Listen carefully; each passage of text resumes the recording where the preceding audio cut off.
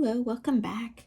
So now we can go into responsibility accounting now that we understand a little bit more of the different types of business structures that exist and how accounting can assist them. So our definition of responsibility accounting,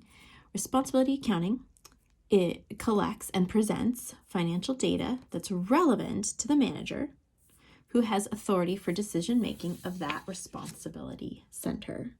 So basically, we are going to present the costs, the revenue for whatever conglomerate of departments an individual has authority to preside over, right?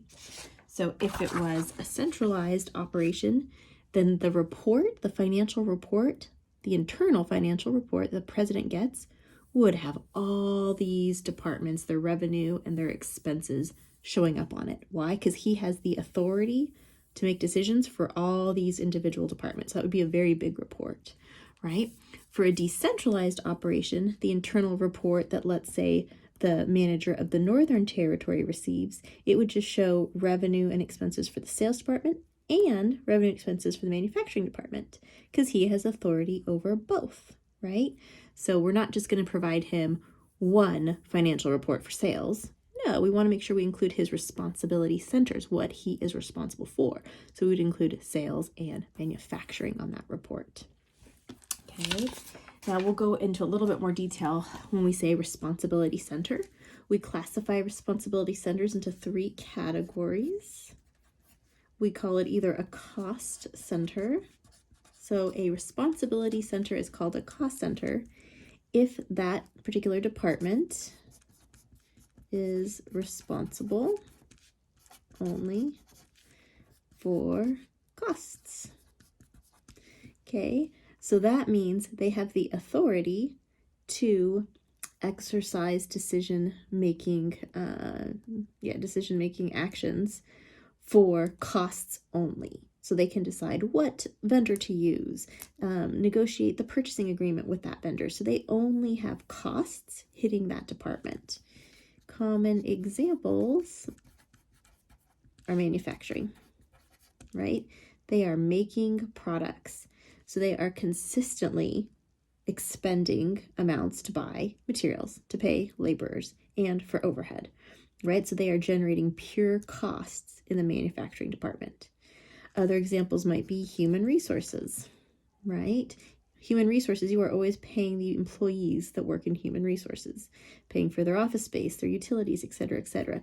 Neither one of these departments directly goes out and interfaces with a customer. They're all kind of behind the scenes, right? So they are classified as cost centers. They are generating pure costs. The second one, profit center. These are departments that generate revenues and costs, and they have to have the authority to make decisions relating to both of those, right? So what products are we selling? What vendors are we working with, etc., etc. So an example of that would be a sales department.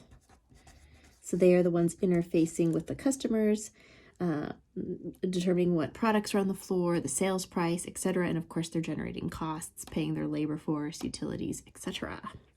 Okay, then we have investment centers is the third category. Investment center. Investment center is basically like a profit center.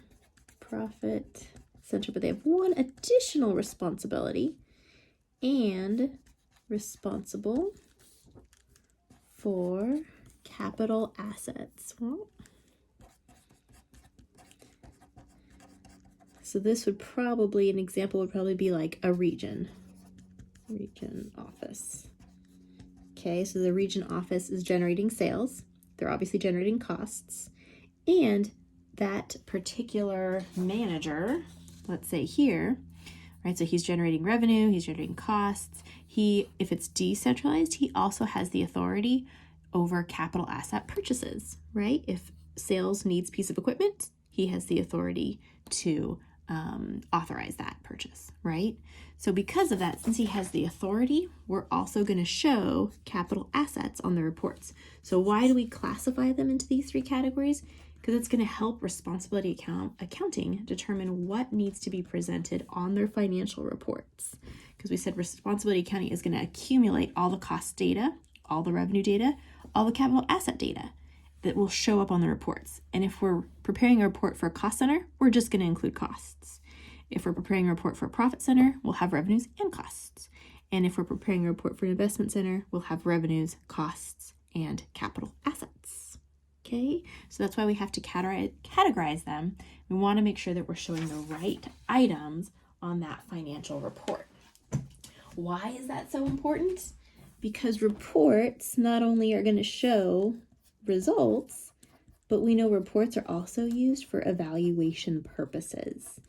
And so managers of, let's say, profit centers, they don't want to be evaluated on something they don't have control over. So you better not put a capital asset on their report if they don't have control or authority about the capital assets, right? So we want to make sure that we're including on the reports the items they're responsible for so that their evaluations are fair, right? And they don't demotivate our employees.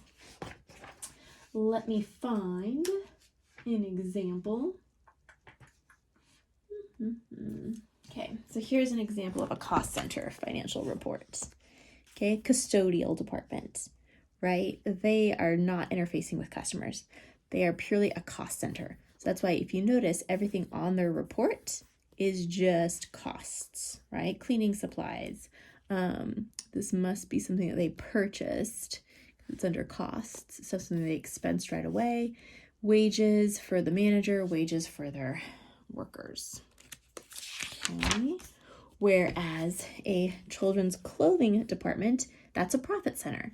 They're generating revenues and they're also incurring expenses. So now their report is a little bit more expanded. Okay. And in the third topic, in the next video, we will talk about that formula I mentioned we would be seeing in this chapter. Okay, we've already gone over main concepts, some new vocab words, right? And so we will address the formula in our next video.